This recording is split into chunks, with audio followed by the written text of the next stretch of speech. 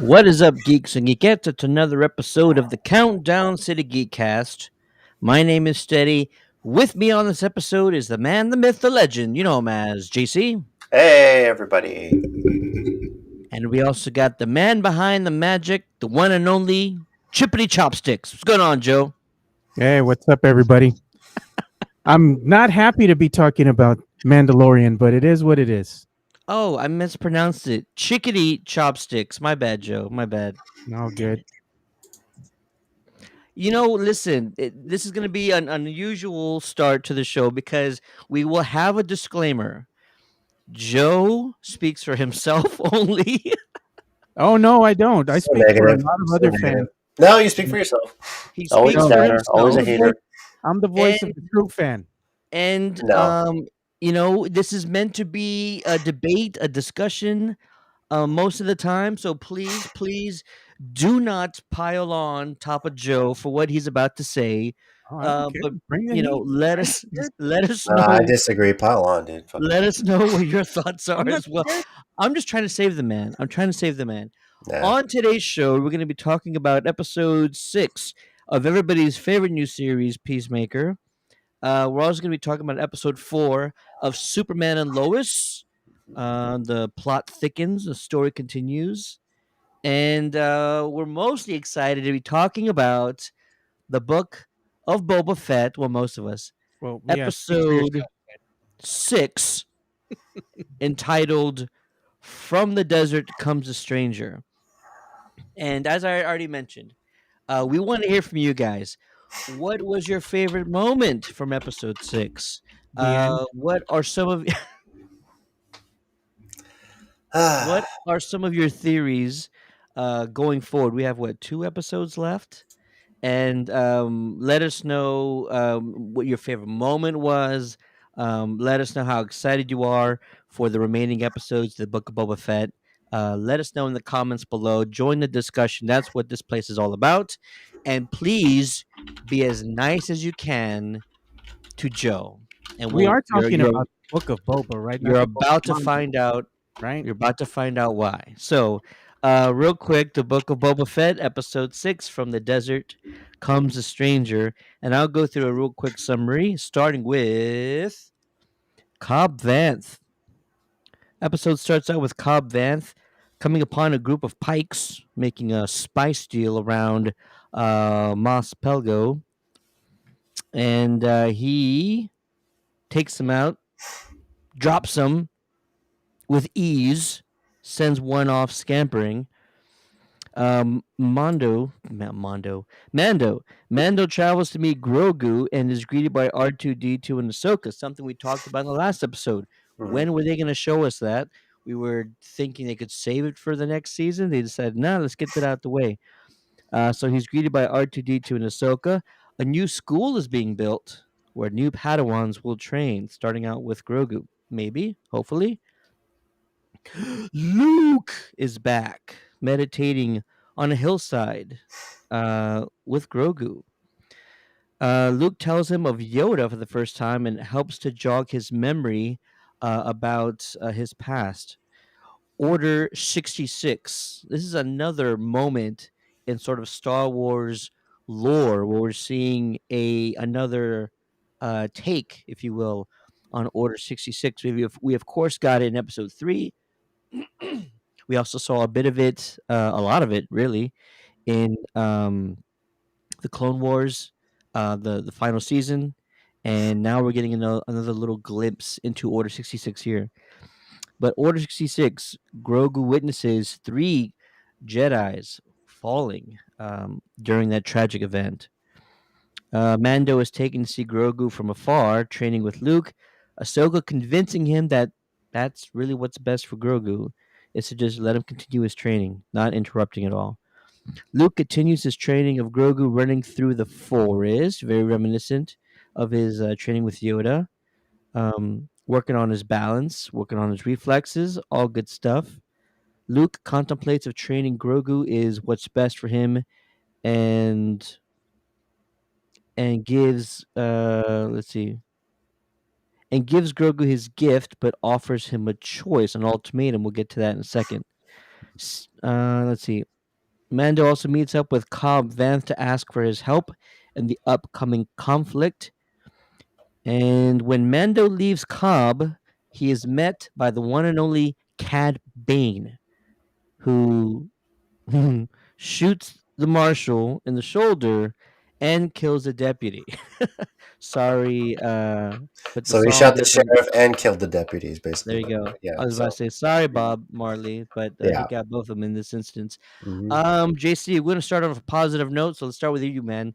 Your overall thoughts on the epicness of Episode 6, getting Ahsoka, the return of Luke, the return of Grogu, and those huge reveals of Cad Bane going toe to toe with Cobb Vanth. Vance should be alive, I hope. Right, he was just shot in the arm. They're still tending to him, but He's nothing um, but a flesh wound. I Yeah, know, right? Excuse me. I did enjoy seeing Luke setting up the school. How it's all being done by droids. I thought that was funny. And just that Mando's freaking out because he hates droids. But seeing them kind of jog Grogu's memory, that's kind of been the big mystery around Grogu is where was he when Order 66? Who saved him? And we're kind of slowly getting some little clues into how that happened. So, um, Ahsoka, it's pretty cool that she's there. That little interaction with her and Luke, saying you remind me so much of your father. Little things there too is like, okay, this was very much kind of a call to the past and present, bringing it all together. I'm wondering where the Ahsoka series is going to go from here. Is it going to spin off of this? Is it going to be a post Clone Wars thing, or where it's going to go for her? Um, that's kind of the thing I thought about a lot is where the Ahsoka series is going to follow off from here. You know, definitely. And yeah, listen, epic to finally see some things that we thought we never would see, right? Luke Skywalker, Baby Yoda, and Ahsoka all sharing the same scene. Like these are only dreams that we thought would ever happen. yeah, Like not ever in a million years in a galaxy far, far away did I ever imagine getting Luke in his prime, Ahsoka past her Jedi training. You can debate whether or not she completed it, but just the fact that she's gotten past her training and she is where she is now, and just seeing the start of the Skywalker School or this new Jedi Temple, like these are things we all just hope we would see in live action form one way or another. And it might seem insignificant to some people, it might seem little to others, but these are like momentous um scenes to behold for just the general Star Wars fan. These are all major moments in time that we would never think we were ever going to get to see. So I really appreciate that they're throwing all this in there. It's not must see TV, but it is definitely expanding the lore of Star Wars and giving us just more things to hold on to, giving us visual representations of what we know to be true, as far as the timeline goes. right. And you just can't help but just enjoy exactly what we're witnessing. Joe, be nice.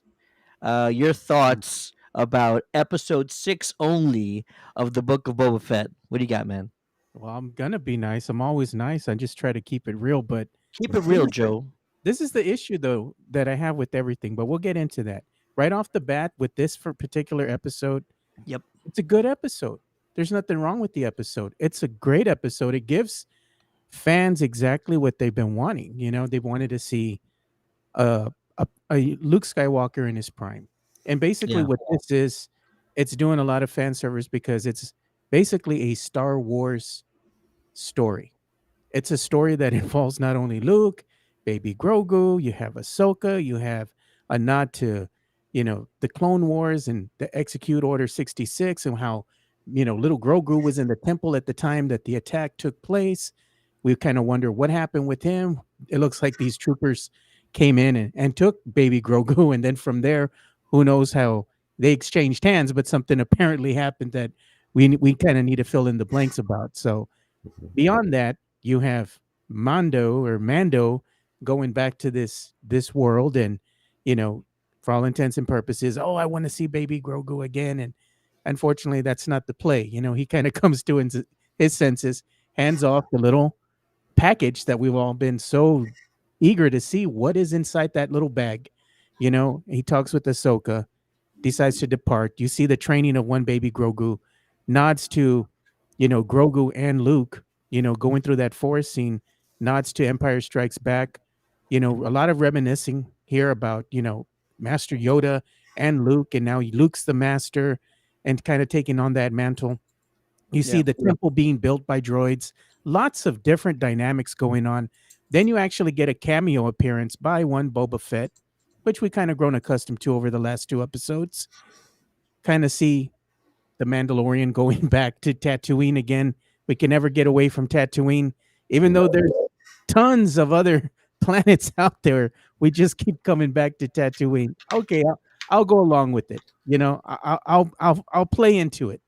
What else do you all have for me? In this episode, and we get to see the Power Rangers again, the biker gang. You kind of see what might happen as far as them getting foot soldiers with them going back to, was it Freetown now is what it's called.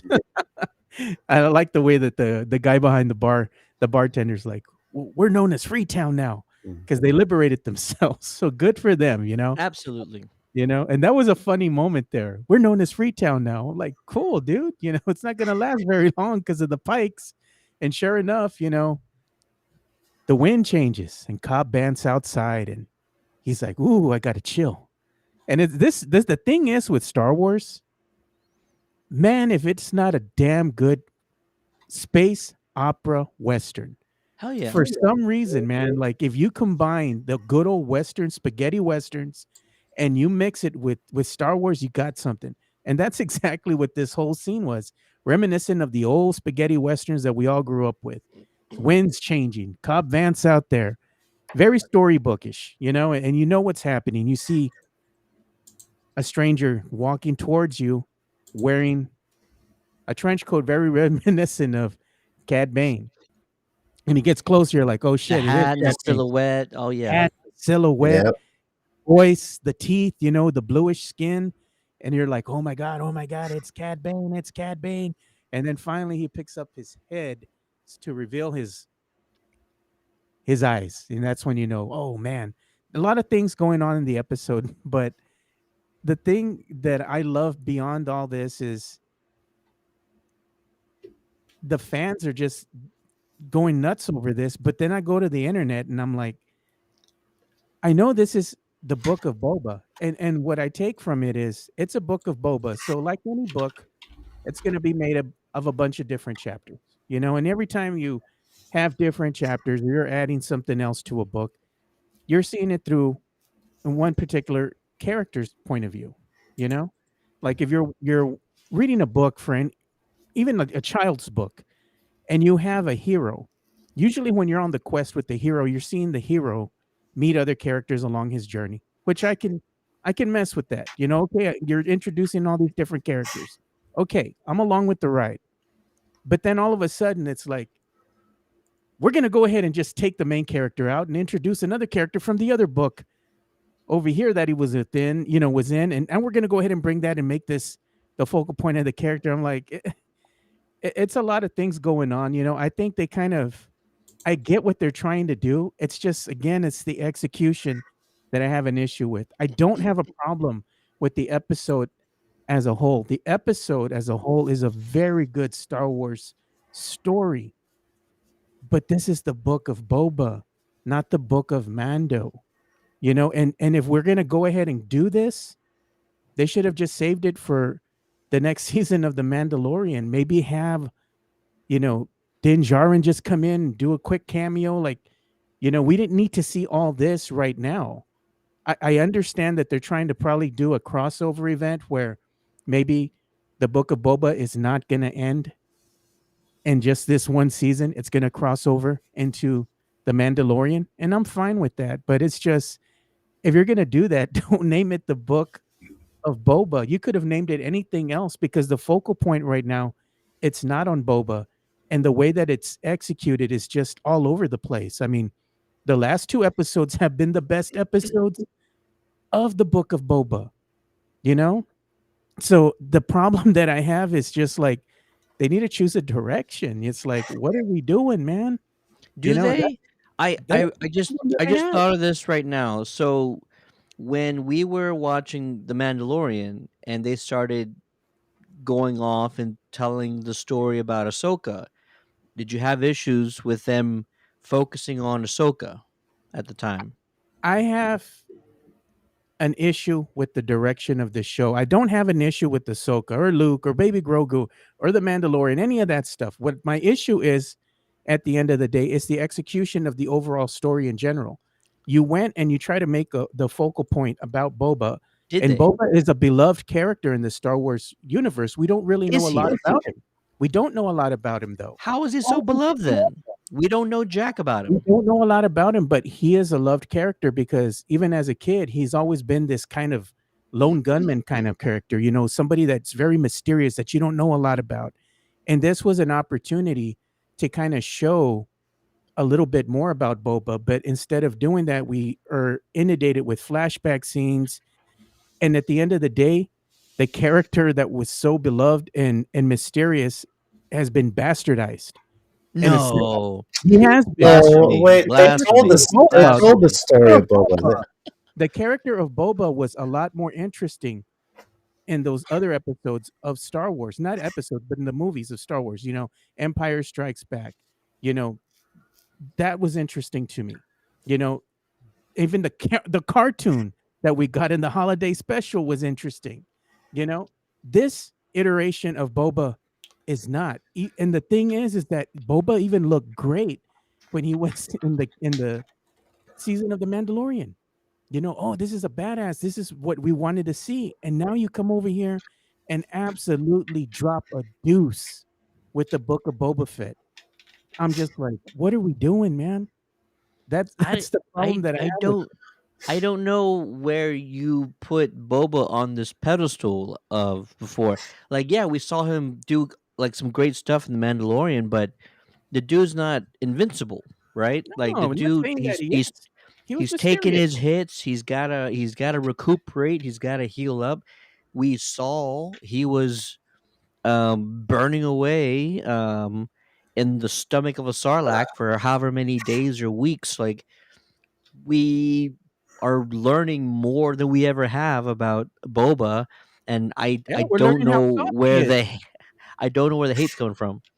We're learning how soft he is, and the thing is that Boba is a badass. He's a bounty hunter. He's supposed to be ruthless, He and what got they've his done ass kicked.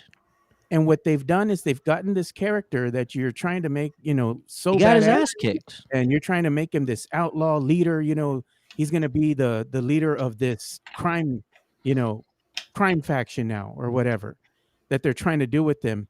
But he lets people live. He lets people get away with dissing him in the streets. That kind of stuff does not fly, dude, in the hood. You don't let people punk you, man. And that's the problem that I have with Boba. Oh, it's okay. You know what? You try to kill me, but I'm going to go ahead and let you live because I'm a nice guy. I rule with respect. Yeah, respect's going to get you dead, bro. You don't do that kind of stuff, man. It's like, what are we doing? That's the biggest problem that I've had with this series is like they've completely just taken a big old 360 turn. I'm like, what's happening, man? I mean, I Why do get where you they why do you think he's Boba Fett from Empire Strikes Back? His dad was more badass than him. At least his dad went out like a warrior. He got his head chopped off, but he didn't back down and he went out there fighting. He was defeated by Luke Skywalker. Like, what do you want from him? He got his ass kicked. He wasn't Boba's dad was not defeated by No, No, not Boba Boba. himself Boba was. Return himself. of the Jedi. that's what I'm Luke saying. whooped his ass, threw him in a sarlacc. Well, helped Well, him Luke didn't. It was fall. It was Luke. Han. Han and Luke, whatever. But Han Han and hit Luke. Boba and hit when the backpack made him bounce off the sail barge and he fell in. It was an accident. I get that. Okay. I thought that was going to be the last that we see of him, but no, they went ahead and brought him back. Cool. Let's see where this goes. I'm just like, damn, they should have left him in the pit. But he's also Why? gone Because through stuff since he got out of the pit. Like that has to account for his character growth. He's not the same person. He Mhm. was rotting away in the stomach of a sarlacc, and when he got out, he was a slave to the Tuscans, and he gained new perspective But you're a from badass. being indoctrinated into their tribe. You're a badass. He's Everybody not abandoned you. anymore. Nobody came back to save you, and Nobody's you're gonna gonna go have in the to change your Sarlacc. heart. who's gonna go in the Sonic pit and look for people to still be alive? That's the point. Yeah. Fuck Have you? that. I'd come down and I'd burn the whole damn place to the ground. I don't give a shit. You Well, know, he was a I'm going in bounty there. hunter. It's not like he was a part of a guild or anything. He was I on don't his care. own. I don't So need a guild. I'd go in there and burn the shit to the ground. Get my revenge on everybody. This isn't about making friends. Like, damn, dude, this shit just pissed me off. I You don't know know, it's why it's like, making you so no, upset. it's they got a character that they could have done something I think really interesting with, and it's just they didn't do nothing with him. I mean, it's just a waste to me at this point. It's like I'm okay with the story as long as they drop the name the Book of Boba, because this is far from it.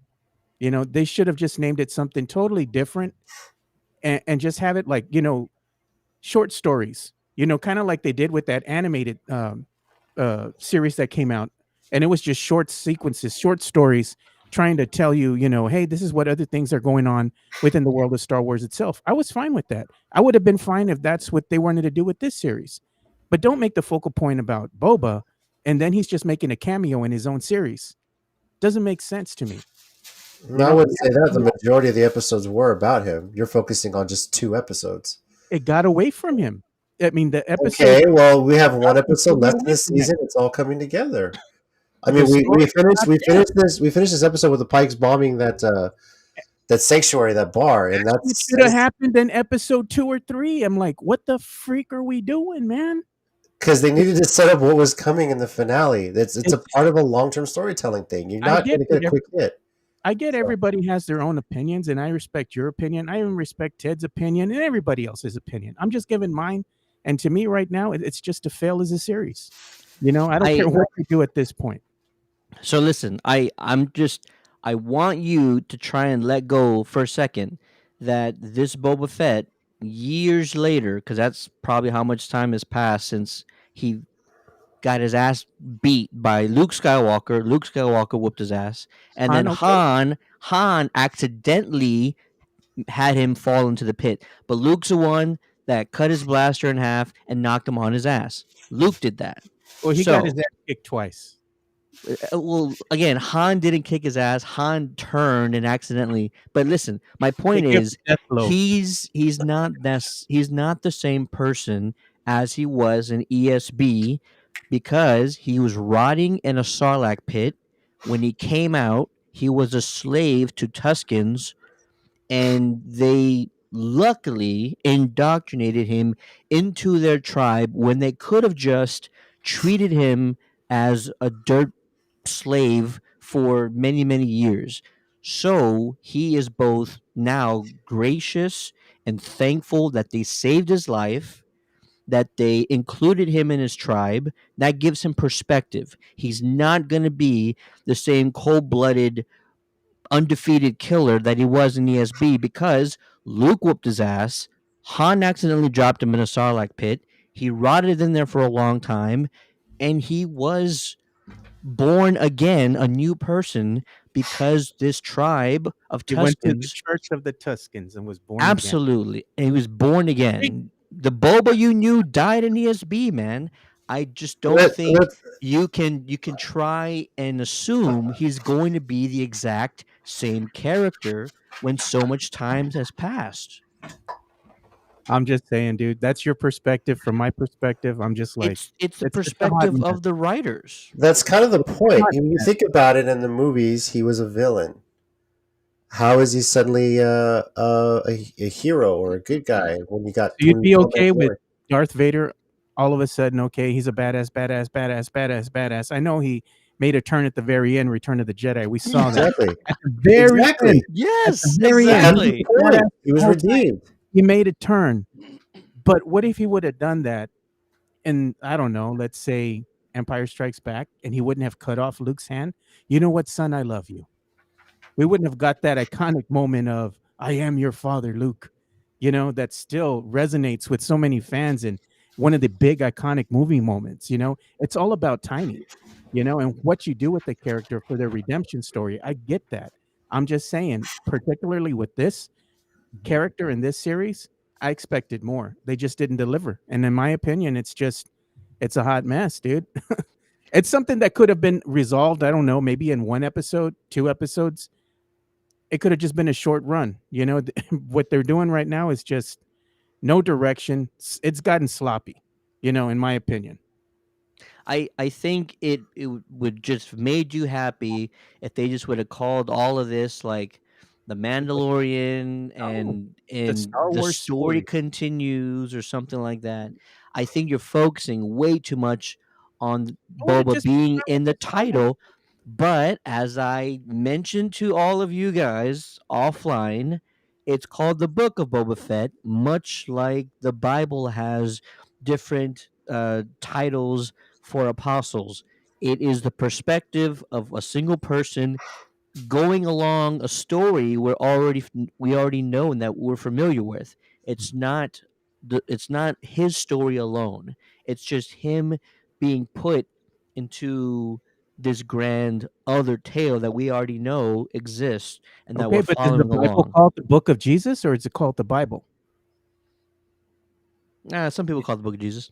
I'm just saying, As bro. a I mean, religion, you're asking, but I mean, there's stories out there where there's chapters that are not even about the main characters. Like it happens, there's going to be the talk about. Bible isn't the Book of Jesus. It's called the Bible with a bunch So of other. if they had gone through this and just cut out these Mandalorian episodes, and he suddenly shows up at the end with no explanation of where he's been, wouldn't you have wanted to know what he'd been doing, how he got a new ship and everything? Series as a whole, in my opinion, I told you before, it's just a hot mess. It really doesn't have a derivative direction of where they wanted to go. It's like they had a starting point and they got cute with it and they try to do too much with it, too much flashbacks. Then they wanted to introduce the Power Rangers, the bike gang. Okay, I'm still trying to give it a shot, but I can't no more, man. You ain't gonna fleece me like that. But I understand what's happening with Grogu though, Mm-hmm. and I can see it clearly. And I've seen it for a little bit already, and they're leading you up to something. And really, what it's kind of ingenious at the end of the day.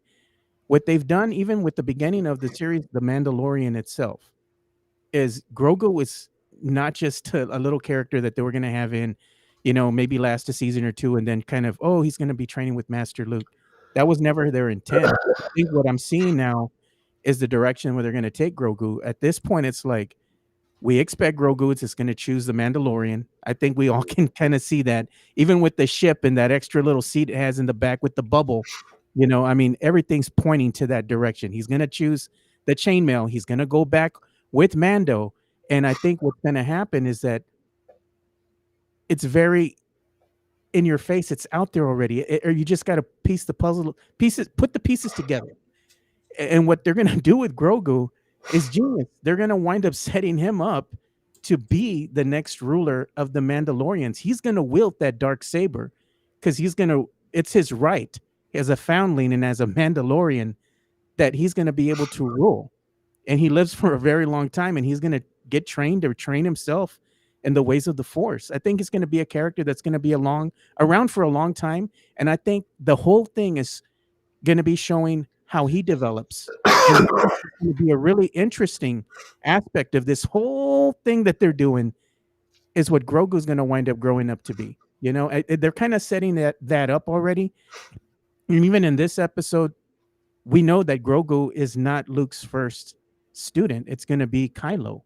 They even said that. The only thing that they can do is are they going to retcon everything by one little twist of fate? Maybe he has a force vision and he sees what he could have done. And then he's like, oh, you know what? I'm not going to do that after all. And then that makes the new trilogy all but disappear and they go in a different direction. That would be badass to me. But nonetheless, I see what they're doing with this series. I'm not a fan of it by any means.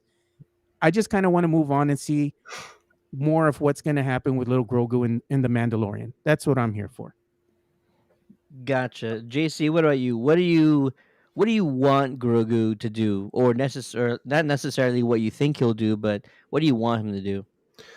Well, obviously he's going to be a part of the Mandalorian and Book of Boba Fett going forward because Disney wants to sell more merch, obviously.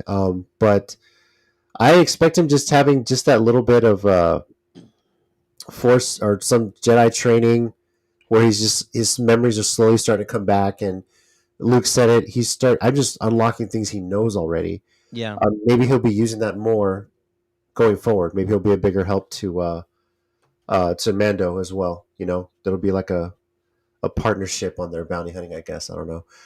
Um, I was just like, hey, shit, why couldn't you choose both, right? The armor and the lightsaber. That would have been pretty cool. So uh, I just want to know how the hell they got. Well, I guess Yoda did have his lightsaber when he went into exile, so Luke probably got it from him. So I don't remember him. I thought he lost it in episode well, 3. I don't he remember dropped him it in actually three, having and it. I actually just watched three today because I wanted to make sure of that.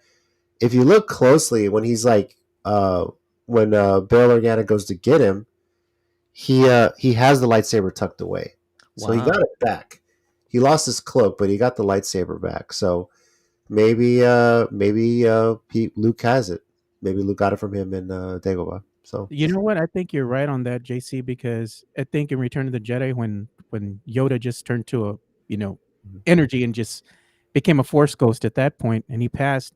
I think much like Luke Skywalker had his lightsaber in a little box, maybe Master Yoda had his lightsaber tucked away in a little box, and Luke probably found it and took it with him. mm, yeah.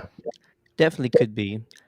I think I'm already on the same lines as Joe. I think they want Baby Yoda, Grogu, to choose um the Mandalorian Mhm. and wear the chainmail and go along with him. Me personally, I want to see him become a badass Jedi. I want him to stay with Luke. I want him to keep increasing his powers and learning the ways of the Force and doing all that. I don't expect that to happen. Now, what would be more interesting options, and there's some sort of a combination of the two, or he decides to try something different as opposed to just those two. Maybe he doesn't get the opportunity to be either one because maybe something happens to him, God forbid. But all I'm trying to say is, for story purposes, I would like to see something different happen. Personally, I want to see Grogu be a Jedi, but I think the easy way out is have him choose uh, Mando and go that route. Mhm. Or Ryan option C, says, I can tell you what I think option C is after you read the comment. definitely. Ryan says, on choosing both armor and lightsaber, Luke of all people should know about emotional choices. He says it's not the Jedi way to choosing both. And then Ryan also says, I feel you, Joe. Totally understand it and feel your pain. Ooh. You go. You got a fan out there, Joe. Telling you, man. One Much could like argue. What One thought? could argue though that Luke wasn't brought up in the Jedi way either. I mean, the Jedi way was what train him as younglings from when they're a kid. I mean, even Anakin when he was a kid, they thought he was too old at that yeah. point. And then So Obi-Wan Kenobi was also like not the best guy to kind of follow every single Jedi rule. yeah, and that's what was the line in Episode 3? Only a Sith deals in absolute. You're making him choose one or the other. Uh, I think of all things that they could have learned from all this is that there's a balance to it. You have to kind of balance the emotions with the Jedi training. It's on some level your emotions have to come into play. Hmm. And I think that's something that you know I know it's not canon anymore, but a lot of like the books and what's now the Legend series really explored how Luke founded a new Jedi Order that kind of took both of those into play, like balance things out. You know, not it wasn't all strictly one way, or if you're not this, you're a Sith. There was a point in the middle somewhere, and he found a balance for The way that it one. should be. Yeah. So Yeah. Absolutely. So what Joe, my what was friends your option C? Yeah. option C is, I think the writing's on the wall and kind of what they're doing with all these characters. by showing, Ahsoka with Luke, and you see baby Grogu, you see the Mandalorian. We've seen them not all together in a scene, but we've seen them now together in a story. And I think what this says is that they're going to wind up crossing paths again. And if Grogu actually chooses the Mandalorian, I think one thing was very telling in what Ahsoka said. He's like, because Mando asked her, "Why didn't you train him?" And she goes, "He didn't want me. He wanted Luke. He chose him." So that's why she's letting Luke train baby Grogu. So maybe he has to make a choice again. He chooses to go ahead and kind of turn his back on being trained by Luke and being a Jedi, and kind of being in that gray area, which is Ahsoka's realm. And if he chooses to do that, wouldn't it be interesting to see in this new series with Ahsoka? Maybe she kind of starts training baby Grogu in the ways of the Force, so he can kind of protect himself. So maybe that's option C. It could be, although I do feel like she does have respect for the Jedi ways too much to train Grogu. Meaning, like, she already knows she's not following the right path. It would be sort of um not unnatural. It would be, I don't know. It would be a sort of a slap in the face of the Jedi way if she was to train Grogu because she's already like defected and all that like years Well, ago. she already I don't established she think wouldn't do it anyway. I mean, I don't she's Yeah, think she would let him become a Sith, though. I mean, if she's not going to train him and he's going to let his emotions get the better of him, and we've already seen him kind of show a darker side to himself, I don't think she's going to let him just go ahead and turn to the dark side. There is a way to embrace both of them, and I think maybe Ahsoka kind of walks that fine line in between the two, where in her eyes, you can still believe in yourself. It doesn't mean that you have to kind of choose a side, which in reality, she's just kind of the medium, the mediary, to she's not full on Sith, and she's not full on Jedi. She's just choosing herself. So maybe that's what she might kind of find as a kindred spirit in baby Grogu. You don't necessarily have to follow anybody, follow your heart, but choose yourself. yeah. I'm laughing on the inside a little bit because there are no Sith right now at this point in time. Well, there I don't always is, but we don't know who they are. I don't care what you say about the Emperor surviving that fall or what he did after that. He died, damn it. He died. And Well, they, that's they that's cloned what him. happened. They cloned him. He wasn't really That alive. Say. mm, that was never a thing. They just made that up at the very end. Yeah. Ryan says Yoda taught him about emotions that can backfire. Obi-Wan is a prime example. You can lose your way, but you can find your way back, if that makes sense. Absolutely. He's also jumping on Joe's bandwagon saying Book of Boba Fett should have just been called Book of Star Wars. Thank you, Ryan. Thank you, Ryan. You guys need to go have some beers together. Ryan also says Ahsoka's conflicted so much as myself. Ryan's also a Jedi. That's why she's my favorite character in the Star Wars universe. She won't train Grogu. She's more with the Force. Definitely. More with the Force and less with the Jedi, if that makes any sense, I think. What was that one from Rogue One? The Force is with me. I'm one with the Force. I'm the first person with me. Yeah. There you go. Awesome. Let's see. Final theories going forward. And please, if you're in the chat, if you're watching this video, let us know what you think is going to happen in the final episode. I thought there was two, but there's only one. The one. One episode left. Next week we'll be talking about But the there were 8 episodes. No.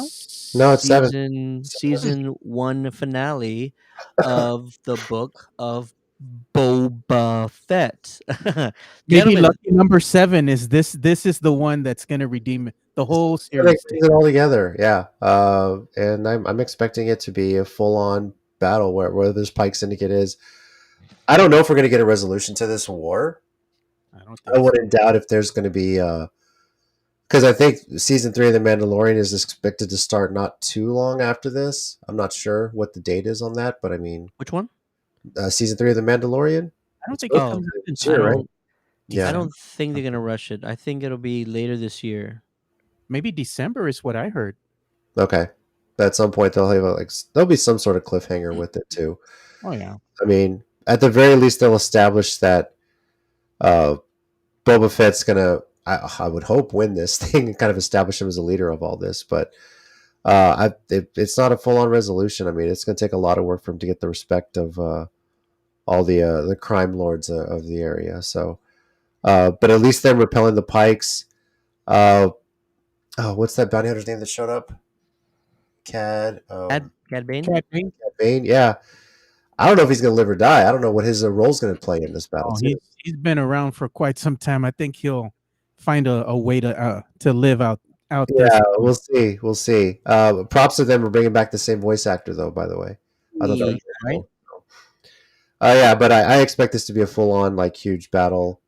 Whatever they have planned out, and that little terrorist attack at the end of the last episode was kind of the beginning of it.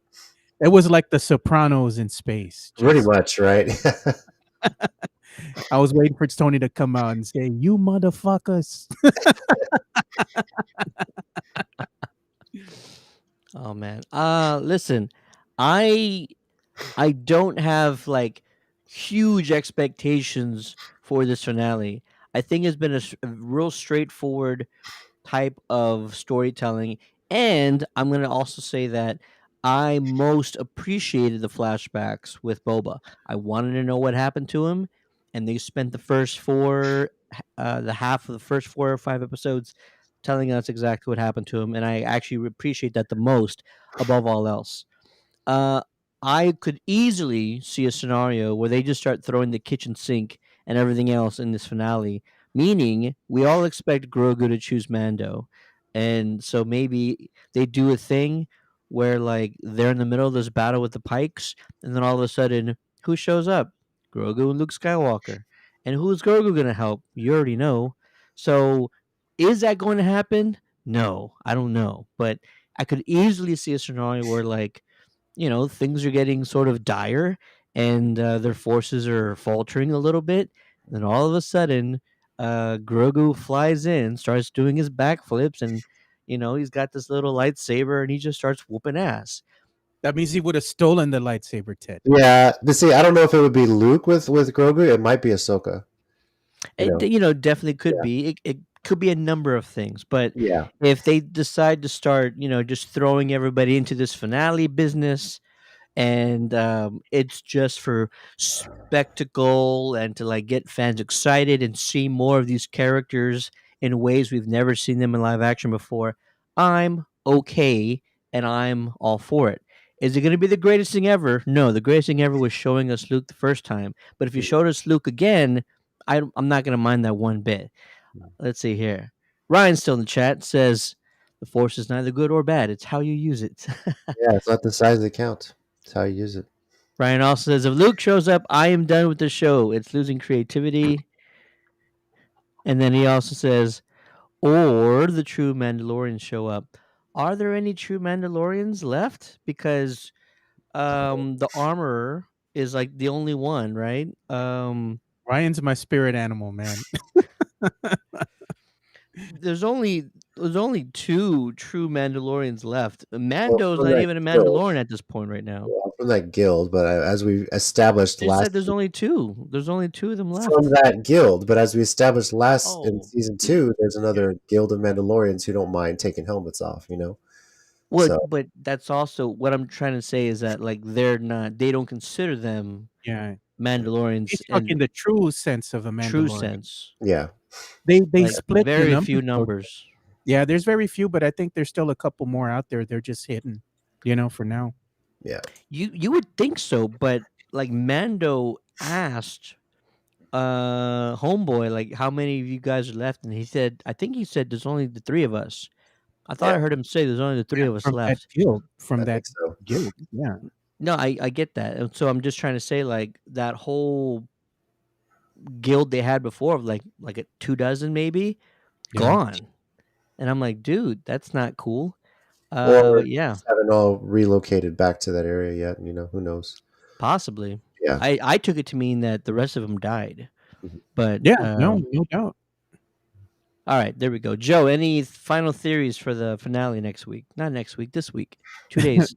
My theory is just like I had said. Once I started seeing the introduction of the Mandalorian, and it was a full on episode, it's going to cross over. I don't think it's going to be resolved in this next episode. I think it's going to set into motion some things that are going to be intriguing, interesting. I mean, why the fuck not just have Master Windu come in and drop off the little bugger Grogu? You know, Yeah, you're I already hope throwing so. I everybody else called in it there. already. I You're called throwing it. everybody else. You're throwing everybody else in there. Have him come out. Nah, You let know, me get Cal Kestis to show because he wants BD1 back. That's what I want to see. Come on. there you go. Yeah. Might as well. Might as well. They're throwing everything else out there. Might as well do one more thing. What can it hurt at this point? You know, but There's not a now lot left. This is a very like specific time in Star Wars where there's not a whole lot of characters out there anymore. Filoni's probably back there with Favreau. Who else you got, man? Let's bring him in. Just suit him up. Let's go ahead and There bring you him in. go. There you go. They probably called Samuel L. Jackson and said, "Hey, man, dust off your lightsaber. You're up, bro. Come back in." You know. So I just think it's not going to be resolved in this next episode. Like I said, it's going to probably cross over, and it's kind of ingenious in a way how they do it. I just not a fan of the Book of Boba, but if they go ahead and cross it over into the Mandalorian, there you go. That's an easy segue. Then if it continues with the story and it goes into the the series with Ahsoka, even better. Maybe at some point we get to see some other interesting characters that Star Wars fans love, and maybe some different planets. I mean, I'm tired of seeing Tatooine, dude. Get me off this godforsaken dirt bowl. I That's want to where see something else. Jabba's Well, palace the is. Obi-Wan series, you're going to see more Tatooine. Let's be honest here. I Sorry. want to see something else, man. And maybe a Mando, the Mandalorian. We can get to see something else, man. I'm tired of looking at it. It gets everywhere. Ryan says if Ezra would show up, that would be That sick. would be sick. Absolutely. We don't know what That's happened to him, Ted. We don't know what happened. Resolution. Mhm. I fully believe we're gonna get Windu eventually, maybe in the Ahsoka series. Ezra, I think I don't know. Ezra would either be the Ahsoka or maybe the next Mandalorian season. Who knows? But yeah, I would love to see those characters join up one day. And as it's already been mentioned by a number of people, including Sam Jackson himself, who said Jedi's are known to fall from great heights and survive. So there's nothing saying that Mace Windu didn't survive I don't know. that He got electrocuted the fuck fall out before he fell. I'm out just the saying. So, window. I mean, Luke took a lot of electricity too Who could have before. survived, JC? Go I along don't with know. I don't know. If Sam Jackson says he survived, then he survived. Damn it! if All right. Palpatine could survive that big old fall, I'm sure Mace Windu was all right. Be sure to let us know your finale thoughts for the Book of Boba Fett or the Book of Mandalorian or the Book of Star Wars, whatever you want to call it. Let us know in the comments what you think is going to happen in the finale episode, and be sure to check back next week when we talk all about the season one finale of the Book of Boba Fett. Full disclosure, I'm on the fence about watching this last episode, man. Oof, You made it I all the get way. it, man. You're I gonna get it. give up with the last before the last season. Come The on. last, I'm probably gonna wind up walking in the living room, and my family's gonna be watching it, and I'll probably catch the middle or the end of it. I already know. So I'm not. I don't know if I want to sit through it and watch it because it's already kind of pissed me off so bad. I'm just like, I'm done. I feel you, bro. I feel you. Next, we're going to be talking about DC's Peacemaker series, all about episode 6. Eagly's Um, hardcore. Eagly's hardcore. Eagly is really hardcore. Episode 6 titled Mern After Reading. And go ahead and do the quick summary here. Starting with Harcourt arrives after Leota discovers that Mern is a butterfly, but don't worry, there is no danger, as she also knows Mern's secret, and Mern explains why he is not like the other butterflies. After Peacemaker potentially discovers he might have a daughter during a show and tell session in school, he now has the local law enforcement after his arrest for murder. When Vigilante falls off a tree limb with the butterfly taped to his back, the butterfly takes hold of Officer Sophia as a host. And let's see. And Sophia calls in the alien cavalry as butterflies storm and take over the entire police department. Oh, and by the way, Peacemaker's dad goes full white dragon. JC, your thoughts on episode 6 of Peacemaker, my friend? Oh my god, everyone in this town's a butterflies now. That was crazy. Dude, Gruesome. So sucks. yeah. This is for us to get a little more backstory on the butterflies too. Uh, I thought was really cool. You really wonder like how this guy, the butterflies, really infiltrated this team, but it was really even the butterflies themselves have like an outcast or something like that. You know, its own little like butterfly civil war. But this is going to be pretty insane. This is going to be bloody going forward at this point. But what do you expect from James Gunn, really? I thought it was hilarious though when him and Vigilante were trying to escape while they were getting infiltrated. Them just the whole sequence of them on the tree and everything was just hilarious. And then after all that, him falling after he'd strapped the butterfly to his back for that just to escape and just kind of that didn't help at all. So, but yeah, No. this whole thing like it really turned the series like okay, now it's getting really serious going into the last couple episodes, and how the hell they're going to get out of this, I have no idea. Um, I'm wondering if there's going to be any Suicide Squad appearances on this too, because this is a lot for just Peacemaker to take on by himself. They might need some help, you know. It is a lot. They don't trust Amanda Waller though, so they could try to ask for backup, but they don't trust Man, Amanda or no, anything. Even Leota is like she has some hesitancies now because of what she's hearing from others about her own mother. So yeah, it's what a predicament. I'm not yeah. sure how it's going to turn out. Joe, your thoughts on episode 6, man? Oh man, episode 6 was freaking hilarious, dude. I know JC and you were probably laughing your asses off when who the Start fuck to would let finish. who the fuck would let Peacemaker talk to a group of kids, man, For career day for career day, dude. I'm or like, show and tell, whatever the hell it was, I was like, wow. you knew this was gonna be great when you saw him in that, elementary school setting. I'm just like, damn, this show has it all, dude. There's Yeah, no serious. I mean, even the titles, the writers are just having a blast with this Mhm. series. You can tell that it's made with love, and everybody just had a wonderful time doing it. It's very evident in the way that the characters are portrayed on the screen, the chemistry, and even the titles, man. I mean, chef's kiss to the writers coming up with these really snappy titles. You Yeah, know, Mern after reading, I'm like, I mean, it's genius, dude. I love me some Peacemaker, and what the hell's going on with Judo Master, dude? We still haven't seen the guy. I think he's gonna wind up being the ringer, JC. He's gonna come and save the day somehow, even though they shot the guy. They beat the shit out of him with the crowbar.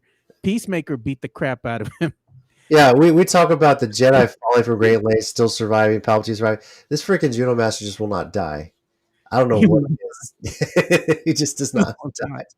And it's like you just gotta love the guy at this point. I mean, everybody forgets as the series going on. This guy's on a sofa somewhere, just bandaged up with an IV, and it's like you good, bro. You're good, right? But seeing what's going on with the butterflies is interesting. You kind of get a little backstory on the way that they work, and they have their own little factions, and Mern, for all intents and purposes, the butterfly that is inhabiting him didn't agree with the direction that the other butterflies wanted to go in. They're like, you know what? F this whole place. We're taking over. And he's like, no, no, we don't do this, but he was the lone butterfly in that battle. And the funny part about this whole thing is seeing Peacemaker with Vigilante in his house, and the freaking butterfly. They learn to communicate with this damn thing, dude. And he's like, tap once. Was it once for no and two for yes? It was Right? like Star Trek. What was that Star Trek guy? Beep once for yes or two for no. That Two. old classic Star Trek episode. Yeah. Yeah, Oh my God. freaking hilarious. Because Vigilante's like, let's ask it a question. He's like, yes or no, bro. Yes or no. And he keeps on. Well, let's ask it this, and he's like, yes or no. Questions. Yeah. It's freaking hilarious, dude. Let me. At this point, you see Peacemaker, and he's like, he's the smartest guy out of Vigilante in himself, and it's just comedy at its best, you know. And then you find that once they infiltrate his trailer, you know, and they're trying to call him, and they're like, "Well, why don't you just call Vigilante? He'll pick up his phone." And sure enough, he picks up the phone. They're like, "The cops are coming! Get the f out of there!" And that's when all hell breaks loose, and they're up hiding on the top of the trailer, and they're trying to make their great escape. And lo and behold, they get caught. Cops start coming after them, and we see Eagly in action. Eagly's hardcore. You don't Man, fuck around, man. we don't fuck around, dude. Like Eagly is the shit. I'm like, damn, you know. But even with all these heroics and everything, they get away, but they're still after, hot on the trail of Peacemaker. The freaking butterfly gets out, inhabits the body of that other girl. What was her name of the character? Sophia. Sophia. Sophia. And it seems like at this point that butterfly that inhabited Sophia's body is actually the queen. She's like the queen bee, the queen butterfly, you know? So she comes back to the station. They're like, "You need to get checked out." "No, I'm fine." And then all the butterflies come in and they inhabit everybody. They take over everybody in the station, even the criminals, you know? So it's, Yeah, even the criminals, dude. yeah, Crazy. crazy stuff's about to happen. The shit's about to hit the fan right now. The butterflies have an army right now, They do. and Peacemaker and his team, they're still focused on taking out whatever is creating the food. They call it the cow. I'm wondering if it's gonna be like a literal like alien type looking It cow. probably is a literal cow. It's got to be. It's some type of weird deformed cow or I mean, I'm sure. It's weird shit, So Yeah. Yeah, It's uh, gonna be some abomination. We saw the gorilla. Can you mhm. just imagine what the cow will look like? craziness. Absolute craziness. Episode 6 was hilarious. The school scene, he's calling kids by these all weird names and all that stuff. Absolutely hysterical. Getting into never mind. I think that was the last episode when he was getting into a fight with Diebeard. Yeah, it was the last episode That was about the previous episode. Yeah. framing somebody else instead Yeah. of his dad. That was hysterical too. I just kept thinking about Oh, that. and the dad, remember I had told you I think the dad and him are gonna wind up having to go toe to toe? That looks like it's about to happen, Ted. Oh yeah, I'm sure. Since he got I his whole white supremacist group together, they're gonna go ape We'll shit. see what happens, man. They are outnumbered like 20 to 1 right now, I think. With all these butterflies that came in. And I wasn't exactly sure what the butterfly was gonna do once it took over Sophie as a host, because it was like making a peace sign right before that. And I was thinking like, oh well maybe, this one won't be as hostile anymore. But no, it went like far hostile as you can get. And I think the last thing I was going to talk about was Mern. We learned in the previous episode that Mern had a butterfly, and I was kind of one of the ones saying like he has to be one that isn't going along with the world domination plan, because he's been very supportive of these missions they've been carrying out, taking out all these other butterflies. So there had to be a reason for all of that. And, as we found out in this previous episode, yeah, he is the only one that doesn't see eye to eye with what they're trying to accomplish. He just kind of wants to live in peace. Even taking over the body of Mern was a big decision for him. He didn't take that decision lightly. So it's interesting to see Butterfly have some remorse before taking on a host, but also he chose a host that was pretty much a monster in his own right. Mern is not a nice person, and without going to any of the gruesome details, we're learning that he's a pretty messed up individual, and it's almost like incarcerating that side of Mern when he was taken over by the butterfly.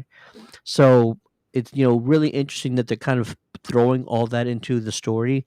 There are some moral dilemmas even for this butterfly who's trying to save the planet that he's debating with. So it's great writing to even see someone who's considered a good guy sort of have to battle these moral dilemmas and being conflicted with the decisions that he's making. I can't wait for the next episode. I think there's two left. Two, yes. Yeah. So the next one they might not resolve the butterfly army, but maybe he'll go toe to toe with his dad in this one, or just save everything for the very end. But yeah, I'm excited to see what this cow is. I'm excited to see how they take on the rest of this butterfly army. I would be down for some more cameos. You don't have to go out and like show us Batman or Superman or anything like that, but throw in some other B level characters. Kite Man. Um, bro, that would be That'd some. be awesome. That would be pretty cool. They've been talking about him enough. Yeah, they have. Oh my god. Maybe what? No, they couldn't. I was just gonna say, what if they try and redeem the dad? They really shouldn't. They really shouldn't. He's a But bad dude. if you wanted to, that would be a humongous challenge. Is for this individual who has been a dick to his two sons, really, since they were toddlers, even was indirectly the cause for one of his sons to what looked like go into a cardiac arrest or have a Yeah. seizure of some sort. To have sort of this reflection and decide to help Chris in a time of need, and maybe he goes down in a blaze of glory, and that would be somewhat redeeming to see. But he's also a big piece of shit and a Nazi, and it's not something that you see every day in TV or in movies. So if what's his name, if James Gunn wants a challenge, that's a huge one right there. Try and make something redeemable of this character, the White Maybe Dragon. maybe he does at the end, Ted, have a change of heart in a way That- and just like, you know what? Kind of like what happened with Guardians of the Galaxy, you know? You see the beloved character sacrifice himself for the greater good, so Which the one? sun keep moving, you know? Which character? The blue guy, I forgot his name. Oh, Yondu. Yeah, but he Yondu. wasn't garbage. He was No. He wasn't like he was garbage. He was tough love, you know. He true. mistreated Peter Quill, you know, but at the end he really did love him and he proved it. You know, he's like, "You know what? You go ahead and keep on going. My time is over." You know? Yeah. So maybe that's kind of what happens because kind of Gunn likes to play out that scenario time and time again as a director. And I think one thing has been solidified too is that I believe that what we're seeing from the butterflies themselves is they kind of do have that hive mentality because they follow the queen like a hive of bees, you Mhm. know? So she's the one that's in control. And much like a hive, if you want to go ahead and dispatch them, you got to kill the queen. So I think that's going to be the play. They're going to probably figure that out and say, you know what? We got to kill Sophia, the queen, in order for all the other ones to fall. So maybe that'll happen in the last episode, or maybe she gets away. We'll see. Ooh, there you go. And then that'll be our season 2, which they're already talking I like about. what you did there. You did a pun. Yeah. Did I? What did I say? You said B. Oh, all right. Oh man, it's been an exciting season. It's been an exciting series. It's taken us all by surprise. For those who didn't know, John Cena can be and is this funny of a person. Pro wrestling, WWE doesn't know how to write him as a funny person. Not Uh, no, not now. no, not No. no, no. But in real life, John Cena is freaking hysterical. He's hilarious, and I'm glad that he's actually able to show that side of him, and also his musical side. That is really him Yes. playing the piano in this episode.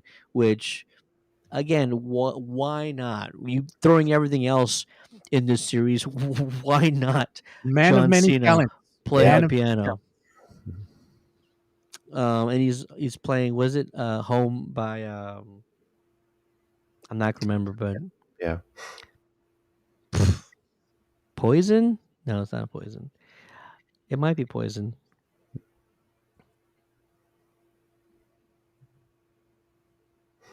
Anyways, let us know what you thought about Peacemaker episode 6, Myrn After Reading. We can't wait to see where the show goes from here. So drop your thoughts and comments into the chat, or you can always send us a message on Facebook by clicking that send message button, or you can always email us on the contact page of our website at www.countdowntothegeekcast.com. I think that song was sung by Motley Crue, "Home Sweet Home." There you go. Okay. Motley Crue. That's Yeah, right. because I remembered Vince Neil's voice when Hmm. he's singing that song. You are absolutely correct, sir. Yeah, And finally, we're going to be talking about episode 4 of Superman and Lois, titled The Inverse Method. And quick summary goes like this: Clark is still suffering from his shared mental interference with Bizarro. Bizarro arrives to the Kent farm and attacks Clark, the medallion around his neck giving off some weird type of energy.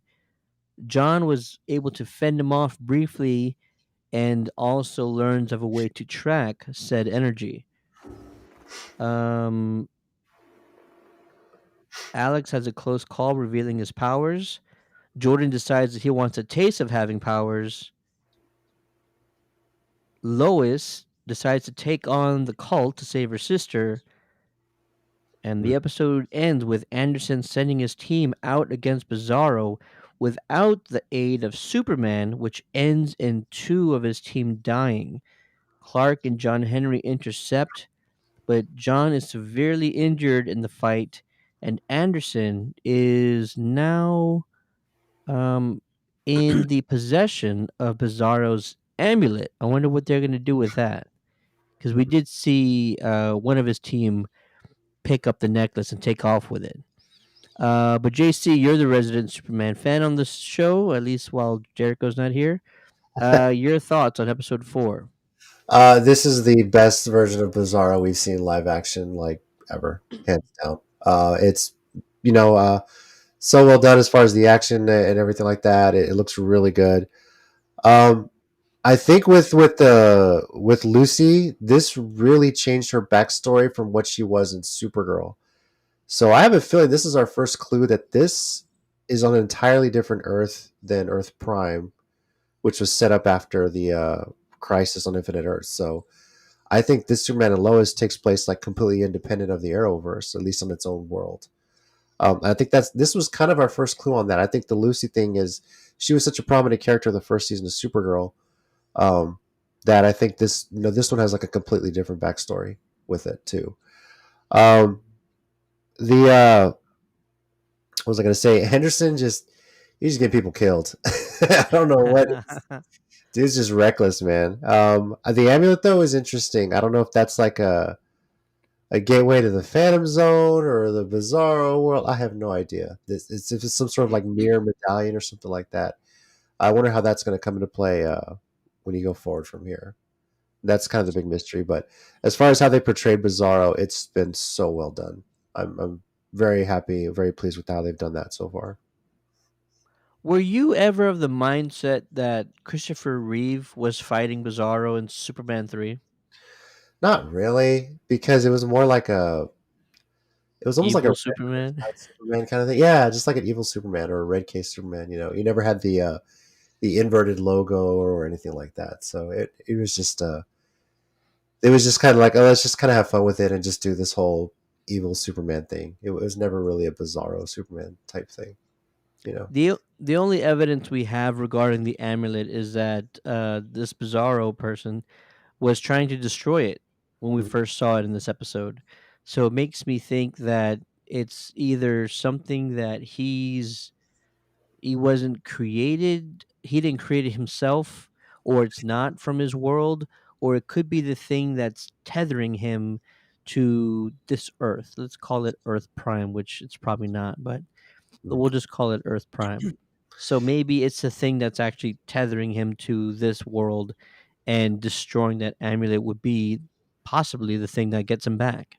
It would make sense because it seemed like after he lost the amulet, his telepathic or mind meld with Clark seemed to disappear. Like we never got them having visions. They were fighting each other no problem, but that amulet seemed to be whatever it was that was making them like, see each other's thoughts or visions and stuff like that. There you go. Joe, your thoughts about episode 4, the inverse method? Episode 4 was really interesting because aside from Clark and Bizarro, they decided to go ahead and include a lot of the drama that's going on within the families, which I found really refreshing because you get to see how the family dynamics work and, stories that are going on kind of, haphazardly behind the scenes because of course Clark is taking up most of that real estate.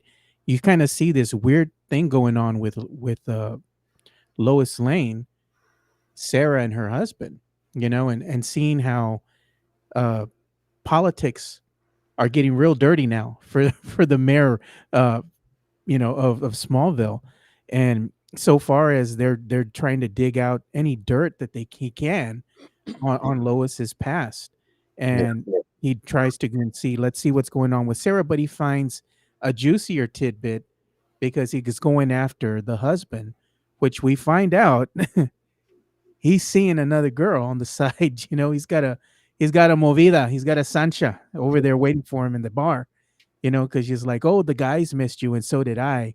And she pours him a drink, and he's just there looking at it because he doesn't want to go and be that guy anymore. He's kind of trying to change his ways, which is commendable, but still, it goes to show you that your choices have actions. And whether you adversely believe that it's going to affect your family in the future, any choice that you make actually does affect everybody, not just you. And I think that's interesting that they're going to show that they're starting to get really deep into the thick of the family dynamic, which I commend them for because it gives them the opportunity to kind of touch on some subjects which are sensitive, but not overdo it, but do it in a very natural way, So this is part of that dynamic, even with the way they touched about, Sarah trying to commit suicide and she had some mental health issues and she's like, I don't care, I'm a stronger person because of what happened to me. I'm in a better place now.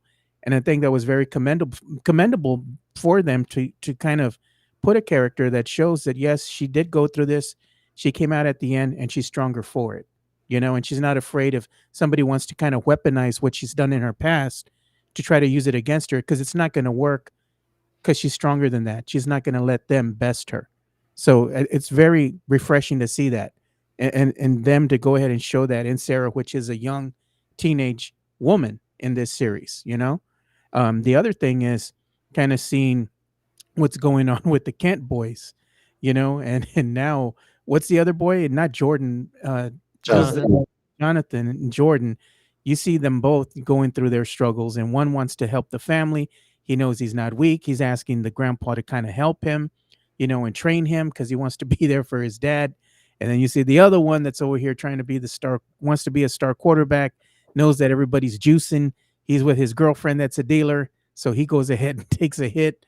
And you kind of get the hint that that's going to be another dynamic, drug use, illicit drug use, showing how it's going to affect him and how the family's going to deal with that as well. So them touching on all these sensitive issues, but doing it in a way that's very organic and natural, and in the way that the show flows, it's hard to do. And you got to commend the writers for what they're able to do. And then it's still be able to touch on what's going on with Lois and Lucy, and it's just a really deep story. And Lois is starting to notice that the things that she's done and the way that she's treated her sister has kind of led her sister down this path. So maybe this might be really at the end of the day a Lois Lane redemption story, kind of seeing what she's done, but it's okay that she can learn from this to try to pull herself closer to her sister in the end.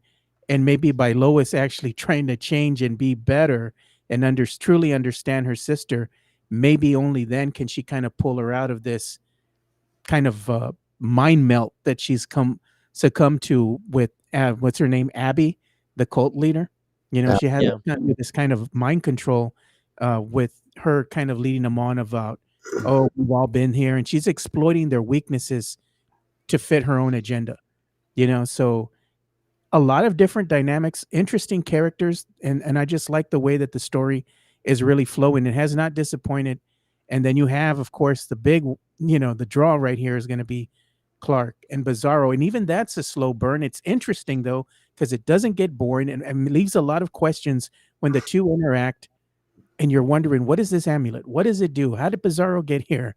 And I agree with JC, just from what you're seeing from Bizarro, he's the best adaptation of a live action Bizarro that I've ever seen. And they didn't over try to do it, as far as the effects and all that. It's very well done. I like this version of Bizarro. Right now he's a mystery and we want to know how he got here. What does the amulet, have to do with everything here? So I like it, but we're not going to get another episode of Superman and Lois until February the 22nd. So it's still what, 2 weeks away, I believe, JC.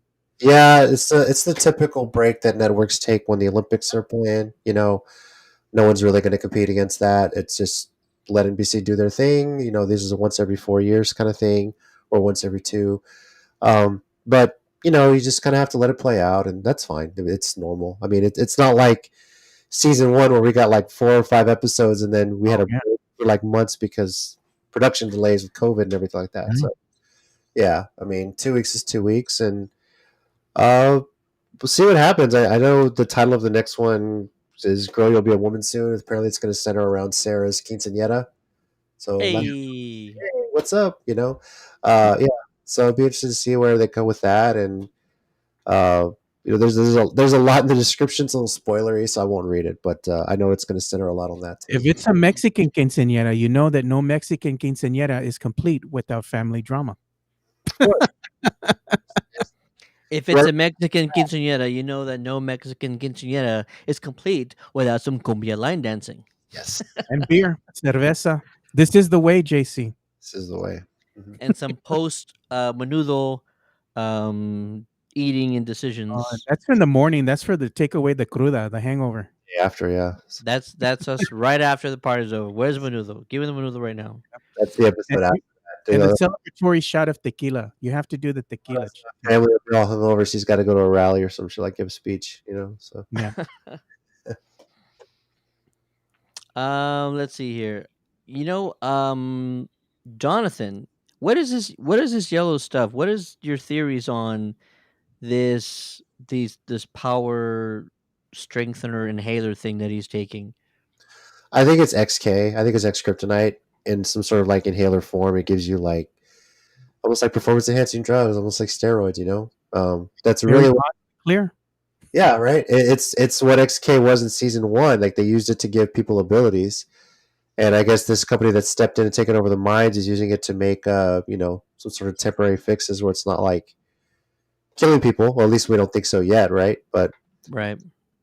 you know, it's one of those weird things that's available to Smallville athletes, if you will. So and there's little drug deals on the side where his girlfriend apparently is involved with that too. But Dude, she must be raking in the money. I probably, How so much do you charge for powers like Superman? right. Why you want to fly, Ted? It's Hey, I wouldn't mind. so much of this is really what parallels things in the world, like performance enhancing drugs. There's been scandals of that at the high school level, college level, definitely pro level. I mean, we just had Barry Bonds not get voted into the Hall of Fame after 10 years. And you could argue that Barry Bonds, Mark McGwire, Sammy Sosa, three players that practically saved baseball, are somehow not in the Hall of Fame. I don't really agree with that. You have, Travesty. yeah, you have this cult thing that parallels Nixium so much, Dude. intentional or not. But I think it's interesting how this is really paralleling that, and then following in the family drama thing, which they've done so well with it too. But yeah, the XK inhaler. I wonder how much that's going to come into play, and in the future too. If it's going to be brother versus brother at some point. I actually think that there will be a time where Jordan's not available or Jordan has to help his dad and he's unable to continue. And then Jonathan's going to be able to take whatever this stuff is and briefly. hopefully somewhat be effective in helping in an upcoming conflict. But I don't see as everything being a or having a happy ending. So he could be severely injured. He could die in the process. Jordan could die, and Clark is just left with Jonathan and his inhaler that he would be extremely pissed off with for not telling him in the first place. So, I think there's a number of things that could happen, all very interesting. But I think the only reason why they're introducing this is because there's going to be a moment where Jonathan's going to use it in order to try and save his dad or his family Yeah. very soon. But we'll see. We are taking a break from Superman and Lois, as we mentioned earlier.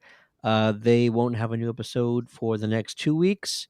That's February 22nd. And so we will not be talking about Superman and Lois for the next couple of weeks. But next week we will continue our discussion on Peacemaker, as well as talking all about the finale of the Book of Boba Fett.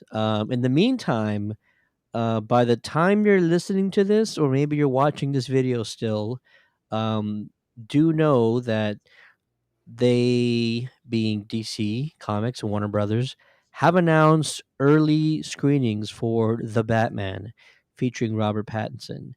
Fan first premieres that are exclusively in IMAX.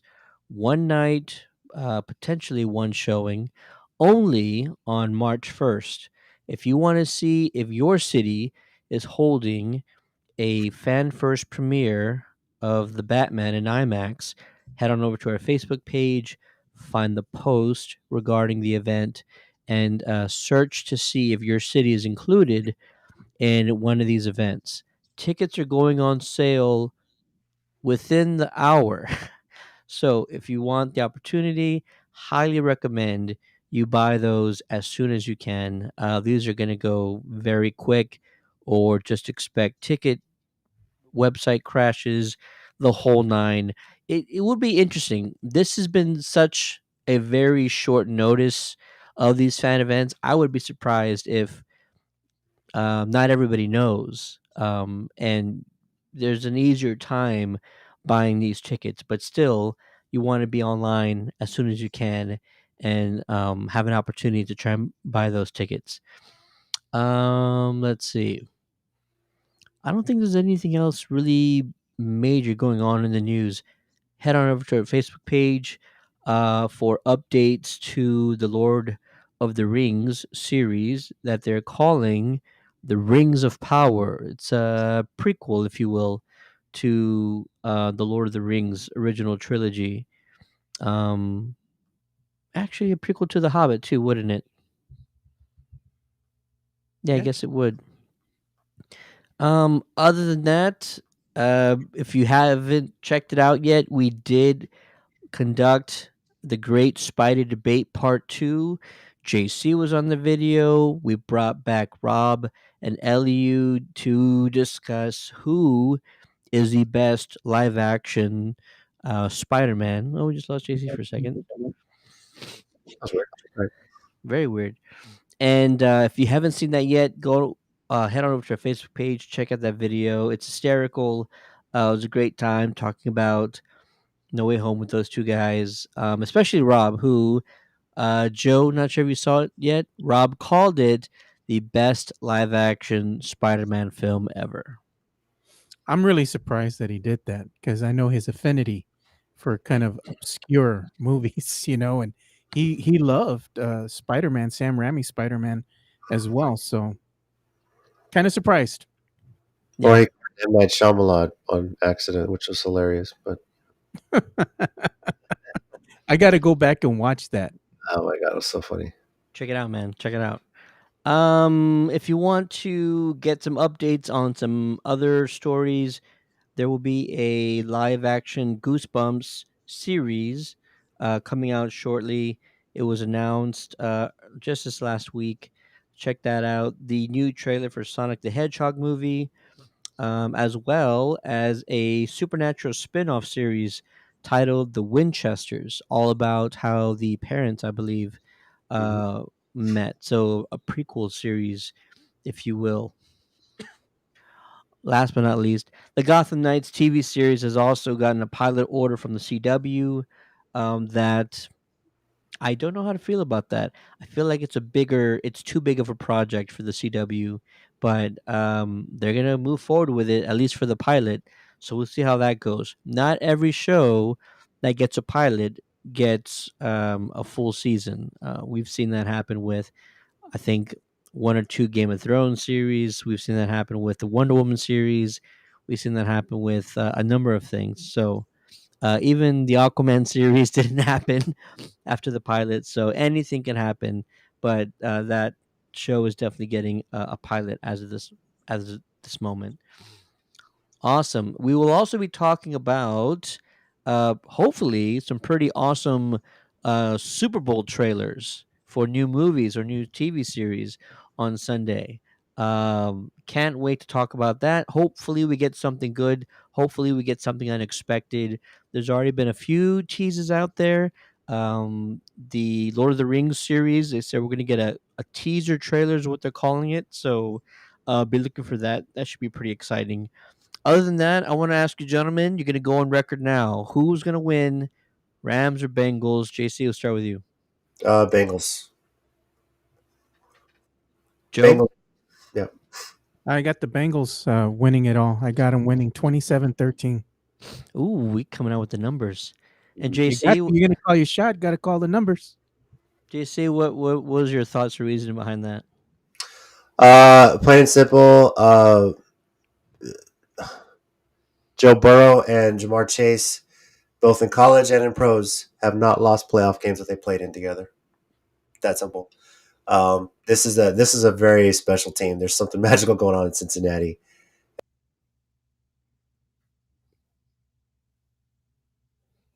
Man down, man down.